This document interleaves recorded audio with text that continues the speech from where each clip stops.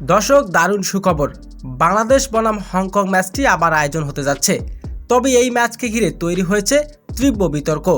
কারণ শেষ বাঁশি না বাজিয়ে খেলা বাড়িয়ে দিয়ে চরম এক ভুল করলেন রেফারি, যার কারণে বাংলাদেশের হার স্বীকার করতে হয় 4-3 গোলে। এই ঘটনার পর আবারও আলোচনায় উঠে আসেন রেফারি। তার ভুল সিদ্ধান্তে তাকে গুনতে হবে কোটি টাকার জরিমানা। ম্যাচের শুরুটা ছিল একেবারেই দুর্দান্ত। প্রথমার্ধে বাংলাদেশ এগিয়ে যায় হামজা চৌধুরীর অসাধারণ এক ফ্রি কিকে। দর্শকরা তখন আনন্দে মাথাহারা। কিন্তু প্রথমার্ধের শেষ হওয়ার 20 সেকেন্ড আগে কর্নার পায় হংকং, আর সেখানেই সর্বনাশ হয় বাংলাদেশের।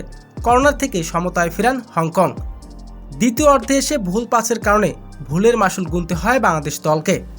75 মিনিটে স্কোর হয় 3-1 ব্যবধান।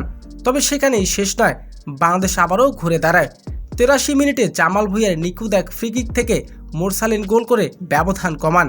এরপর 90 মিনিটের আগে সৌনিত সেনের দুর্দান্ত হেঁটে স্কোর হয় 3-3। তখন মনে হচ্ছিল ম্যাচ হয়তো ড্র নিয়ে মাঠ ছাড়বেন দুই দল। কিন্তু সেখানেই শুরু হয় বিতর্ক। নির্ধারণ সময়ের পর 9 মিনিট অতিরিক্ত সময় ঘোষণা করা হলো। রেফারি ম্যাচ থামাননি, একের পর এক বাড়তি মিনিট যোগ করতে থাকেন তিনি। 102 মিনিট পার হয়ে গেলেও বাঁশি বাজাননি। বাঁশি বাজার 20 সেকেন্ড আগে হংকং করে বসেন আরেকটি গোল। ফলে ম্যাচ শেষ হয় 4-3 গোলে বাংলাদেশের পরাজয়।